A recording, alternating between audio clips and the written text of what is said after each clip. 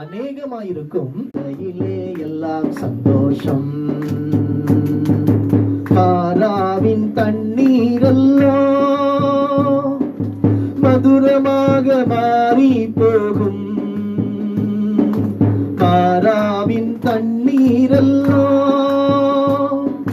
மதுரமாக மாறி போகும். கண்ணீர் மாறிடும், துக்கம் மாறிடும். கண்ணீர் மாறிடும், துக்கம் மாறிடும். ஒரு வார்த்தை சொன்னால் போதுமே, ஒரு வார்த்தை சொல்லும் கர்த்தாவே, எங்கள் வாழ்க்கையெல்லாம் செழிப்பாகுமே. ஒரு வார்த்தை சொல்லும் கர்த்தாவே. நல்ல ஆண்டவரே, ஆசீர்வதிக்கப்பட்ட அருமையான இந்த பரிசுத்த ஆராதனையின் காலை வேளைக்காக நாங்கள் நன்றி செலுத்துகிறோம்.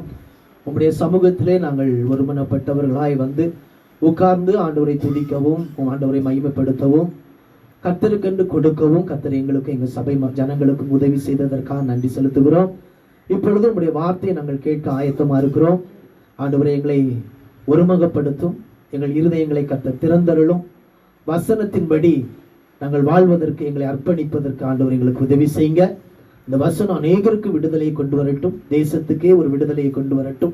ஒரு பெரிய மாற்றத்துக்கு நேராக இந்த வசனத்தினுடைய வார்த்தைகள் வெளிப்படும்படியா ஜெபிக்கிறேன்.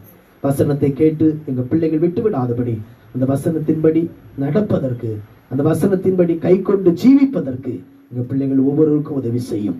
உங்க நாமம் மட்டும் மகிமைப்படட்டும். இயேசுவின் நாமத்தில் ஜெபிக்கிறோம் பிதாவே, ஆமென். அல்லேலூயா சொல்லுங்க. அல்லேலூயா. ஆமா, நம்முடைய தேவன் யாரு? நம்ம ஆராதிக்கிற ஆண்டவராகிய இயேசு கிறிஸ்து நம்மளை விடுதலை பண்ணுகிற தேவன். அல்லேலூயா. விடுதலை பண்ணுகிற தேவன் என்கிற தலைப்பிலே நம்ம இந்த செய்தியை தியானித்துக் கொண்டிருக்கிறோம்.